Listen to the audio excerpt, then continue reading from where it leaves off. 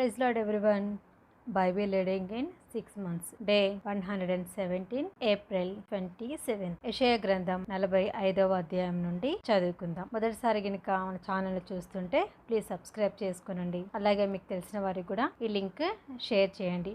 రెగ్యులర్గా ఫాలో అవుతున్న వాళ్ళు ఏ పుస్తకం చదువుతున్నారు, ఏ చాప్టర్ చదువుతున్నారో కూడా కామెంట్ సెక్షన్లో తెలియచేయండి. యెషయా గ్రంథం 45వ అధ్యాయం చదువుకుందాం. అతని పక్షమున జనములను జయించుటకు నేను అతని కుడి చేతిని పట్టుకొని ఉన్నాను. నేను రాజుల నడికట్లను విప్పెదను, ద్వారములు అతని ఎదుట వేయబడకుండా తలుపులు తీసేదను అని యెహోవా తాను అభిషేకించిన కోరేషును గుర్చి సెలవిచ్చుచున్నాడు. నేను నీకు ముందుగా పోవచ్చు, మెట్టగానున్న స్థలములను సరాలం చేసేదను, ఇత్తడి తలుపులను పగలగొట్టేదను, ఇనుప గడియలను విడగొట్టేదను. పేరు పెట్టి నిన్ను పిలిచిన ఇశ్రాయేలు దేవుడనైన యెహోవాను నేనే అని నీవు తెలుసుకొనినట్లు అంధకార స్థలములలో ఉంచబడిన నిధులను, రహస్య స్థలములలోని మరుగైన ధనమును నీకిచ్చేదను. నా సేవకుడైన యాకోబు నిమిత్తము, నేను ఏర్పరచుకున్న ఇశ్రాయేలు నిమిత్తము నేను నీకు పేరు పెట్టి నిన్ను పిలిచి తిని, నీవు నన్ను ఎరగకుండినప్పటికీ నీకు బిరుదులిచ్చి తిని. నేను యెహోవాను, మరి ఏ దేవుడునూ లేడు, నేను తప్ప ఏ దేవుడునూ లేడు. తూర్పు దిక్కు నుండి పడమటి దిక్కు వరకు నేను తప్ప ఏ దేవుడునూ లేడని జనులు తెలుసుకున్నట్లు నీవు నన్ను ఎరగకుండినప్పటికీ నేను సిద్ధపరిచి తిని. యెహోవాను నేనే, నేను తప్ప మరి ఏ దేవుడునూ లేడు. నేను వెలుగును సృజించువాడను, అంధకారమును కలుగజేసిన వాడను, సమాధానకర్తను, కీడును కలుగజేయవాడను నేనే. యెహోవా అను నేనే వీటన్నిటినీ కలుగజేయవాడను. ఆకాశమండలము నీతిని కురిపించినట్లు అంతరిక్షమా మహావర్షము వర్షించుము. భూమి నెరలు విడిచి రక్షణ ఫలించినట్లు భూమి నీతిని మొలిపించునుగాక. యెహోవానగు నేను దాన్ని కలుగజేసి ఉన్నాను. మట్టికుండ పెంకులలో ఒక పెంకెయుండి తను సృజించిన వానితో వాదించు వానికి శ్రమ. జిగటమన్ను దాన్ని రూపించిన వానితో నీవేమి చేయుచున్నావని అనదగునా? వీనికి చేతులు లేవని నీవు చేసినది నీతో చెప్పదగునా? నువ్వు ఏమి కనుచున్నావని తన తండ్రితో చెప్పువానికి శ్రమ. నీవు గర్భం ధరించినదేమి అని స్త్రీతో చెప్పువానికి శ్రమ. ఇశ్రాయేలు పరిశుద్ధ దేవుడగు సృష్టికర్త అయిన యెహోవా ఇలాగూ సెలవిచ్చుచున్నాడు. రాగల వాటిని గూర్చి నన్ను అడుగుదురా? నా కుమారులను గూర్చియు నా హస్తకార్యములను గూర్చియు నాకే ఆజ్ఞాపింతురా? భూమిని కలుగజేసిన వాడను నేనే, దాని మీదనున్న నరులను నేనే సృజించి తిని. నా చేతులు ఆకాశమును విశాలపరచెను, వాటి సర్వసమూహమునకు నేను ఆజ్ఞ ఇచ్చి తిని. నీతిని బట్టి కోరేషును రేపి తిని అతని మార్గములని సరళం చేసేదను. అతడు నా పట్టణమును కట్టించును. క్రయధనము తీసుకొనుకయు లంచము పుచ్చుకొనుకయు నేను వెలివేసిన వారిని అతడు విడిపించును. యెహోవా ఈ మాట సెలవిచ్చుచున్నాడు. ఐగుప్తీల కష్టాజీతమును కూషు వర్తక లాభమును నీకు దొరుకును.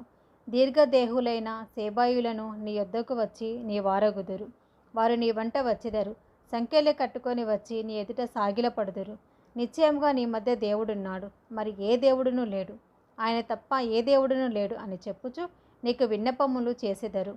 ఇశ్రాయేలు దేవా, రక్షక, నిశ్చయంగా నీవు నిన్ను మరుగుపరుచుకొను దేవుడవై ఉన్నావు. విగ్రహములు చేయువారు సిగ్గుపడిన వారేరి, వారందరూ విస్మయం పొంది ఉన్నారు. ఒకడును మిగలకుండా అందరూ కలవరపడుదురు. యెహోవా వలన ఇశ్రాయేలు నిత్యమైన రక్షణ పొంది ఉన్నది. మీరు ఎన్నటెన్నటికి సిగ్గుపడకయు విస్మయముందకయు నుందురు. ఆకాశములకు సృష్టికర్తయగు యెహోవాయే దేవుడు. ఆయన భూమిని కలగజేసి దాన్ని సిద్ధపరిచి స్థిరపరిచెను. నిరాకారముగా నుండినట్లు ఆయన దాన్ని సృజింపలేదు, నివాస స్థలమగినట్లుగా దాన్ని సృజించెను. ఆయన సెలవిచ్చినది ఏమనగా, యెహోవాను నేనే, మరి ఏ దేవుడునూ లేడు. అంధకార దేశంలోని మరుగైన చోటున నేను మాటలాడలేదు. మాయా స్వరూపుడైనట్టు నన్ను వెదకుడని యాకోబు సంతానంతో నేను చెప్పలేదు. నేను న్యాయమైన సంగతులు చెప్పువాడను, యథార్థమైన సంగతులు తెలియజేవాడను అగు యెహోవాను నేనే. కూడిరండి, జనములలో తప్పించుకొనిన వారులారా, దగ్గరికి వచ్చి కూడుకొనుడి. తమ కొయ్య విగ్రహమును మోయుచు రక్షింపలేని దేవతకు మొరపెట్టు వారికి తెలివి లేదు. నీ ప్రమాణ వాక్యములు నా సన్నిధిని తెలియచేయుడి. జనులు కూడుకొని ఆలోచన చేసుకుందురు కాక. పూర్వకాలము మొదలుకొని ఆ కార్యమును తెలియజేసిన వాడెవడు? చాలా కాలం క్రిందట దాన్ని ప్రకటించిన వాడెవడు? యెహోవానగు నేనే కదా. నేను తప్ప వేరొక దేవుడు లేడు. నేను నీతిపరుడనగు దేవుడను, రక్షించువాడను నేనే, నేను తప్ప మరి ఏ దేవుడునూ లేడు. భూదిగంతముల నివాసులారా, నా వైపు చూచి రక్షణ పొందిడి. దేవుడను నేనే, మరి ఏ దేవుడునూ లేడు.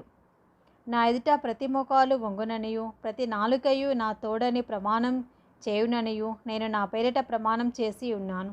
నీతిగల నా నోటి మాట బయలుదేరి ఉన్నది, అది వ్యర్థం కానేరదు. యెహోవా యందే నీతి బలములున్నవని జనులు నన్ను గూర్చి చెప్పుదురు. ఆయన యొద్దకే మనుషులు వచ్చిదరు. ఆయన మీద కోపపడిన వారందరూ సిగ్గుపడుదురు. యెహోవా యందే ఇశ్రాయేలు సంతతి వారందరూ నీతిమంతులుగా ఎంచబడిన వారే అతిశయపడుదురు. యెషయా గ్రంథం 46వ అధ్యాయము. బేలు కూలుచున్నది, నెబో కృంగుచున్నది. వాటి ప్రతిమలు జంతువుల మీదను పశువుల మీదను మోయబడుచున్నవి. మీ మూతలు సొమ్మసిల్లు పశువులకు భారముగానున్నవి. అవి కృంగుచు కూలుచు నుండి ఆ బరువును విడిపించుకొనలేక తామే చెరలోనికి పోయి ఉన్నవి.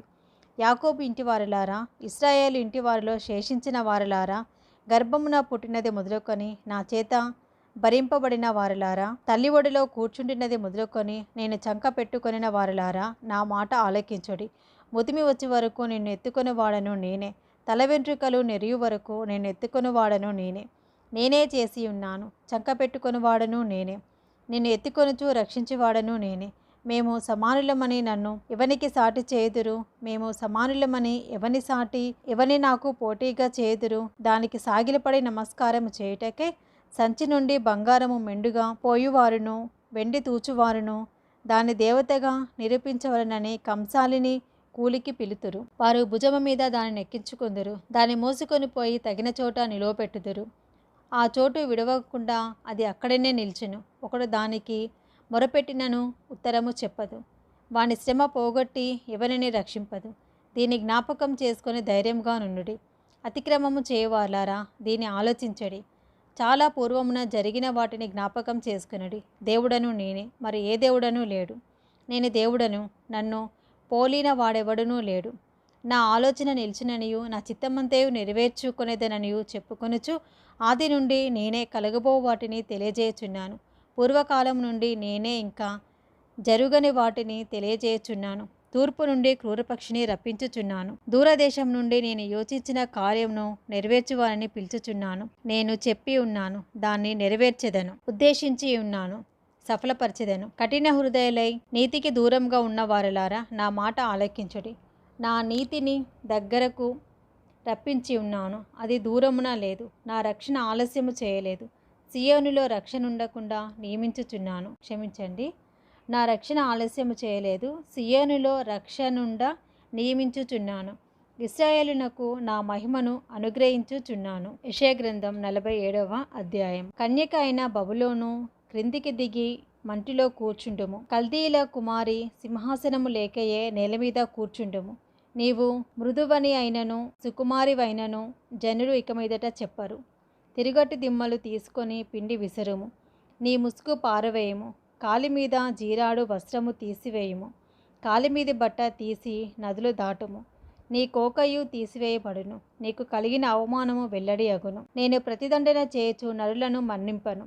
సైన్యములకు అధిపతియు ఇశ్రాయేలు యొక్క పరిశుద్ధ దేవుడనగు యెహోవా అనే మా విమోచకునికి పేరు. కల్దీల కుమారి, మౌనంగా నుండి చీకటిలోనికి పొమ్ము. రాజ్యములకు దొరసాని అని ఇక మీదట జనులు నిన్ను గురించి చెప్పరు. నా జనుల మీద కోపపడి నా స్వాస్యము నపవిత్రపరచి వారిని నీ చేతికి అప్పగించి తిని, నీవు వారి యందు కనికరపడక వృద్ధుల మీద నీ కాడిమ్రాలను మిక్కిలి బరువుగా మోపితివి. నేను సర్వదా దొరసానినై ఇందునని నీవనుకొని వీటిని ఆలోచింపకపోతివి. వాటి ఫలమేమవునో మనసునకు తెచ్చుకొనకపోతివి. కాబట్టి సుఖాసక్తురాలివే నిర్భయంగా నివసించుచు నేనే ఉన్నాను, నేను తప్ప మరి ఎవరునూ లేరు. నేను విధవరాలనై కూర్చుండను. పుత్రశోకము నేను చూడనని అనుకొనుచున్న దాన, ఈ మాటను వినుము. ఒక్క దినములోగా, ఒక్క నిమిషంననే పుత్రశోకమును నైవేద్యమును ఈ రెండూను నీకు సంభవించెను. నీవు అధికముగా శకునము చూచినను, అత్యధికమైన కన్న పిశాచ తంత్రములను నీవు ఆధారముగా చేసుకొనినను, ఆ అపాయములు నీ మీదికి సంపూర్తిగా వచ్చును. నీ చెడుతనమును నీవు ఆధారం చేసుకొని ఎవడునూ నన్ను చూడడని అనుకుంటివి. నేనున్నాను, నేను తప్ప మరి ఎవరునూ లేరని నీవు అనుకున్నట్లుగా నీ విద్యయు నీ జ్ఞానమును నిన్ను చెరిపివేసెను. కీడు నీ మీదికి వచ్చును. నీవు మంత్రించి దాన్ని పోగొట్టుకొన జాలవు. ఆ కీడు నీ మీద పడును, దానిని నీవు నివారించలేవు. నీకు తెలియని నాశనము నీ మీదికి ఆకస్మికముగా వచ్చును. నీ బాల్యం నుండి నీవు ప్రయాసపడి అభ్యసించిన నీ కన్న పిశాచ తంత్రములను నీ విస్తారమైన శకునములను చూపుటకు నిలుపుము. ఒకవేళ అవి నీకు ప్రయోజనకరములగునేమో. ఒకవేళ నీవు మనుషులను బెదిరించుతవేమో. నీ విస్తారమైన యోచనల వలన నీవు అలసి ఉన్నావు. జ్యోతిష్కులు, నక్షత్ర సూచకులు, మాసచర్య చెప్పువారు నిలబడి నీ మీదికి వచ్చినవి రాకుండా నిన్ను తప్పించి రక్షించుదురేమో ఆలోచించము. వారు కొయ్య కాలువ నైరిది, అగ్ని వారిని కాల్చివేచున్నది. జ్వాల యొక్క బలము నుండి తమ్ము తాము తప్పించుకొనలేక ఉన్నారు. అది కాచుకొనుటకు నిప్పు కాదు, ఎదుట కూర్చుండి కాచుకొనదగినది కాదు. నీవు ఎవరి కొరకు ప్రయాసపడి అలసితివో వారికి అలాగే జరుగుచున్నది. నీ బాల్యము మొదలుకొని నీతో వ్యాపారం చేయువారు తమ తమ చోట్లకు వెళ్ళిపోవచ్చున్నారు. నిన్ను రక్షించేవాడు ఒకడైనను ఉండడు. ఇది ఈరోజు భాగం అండి.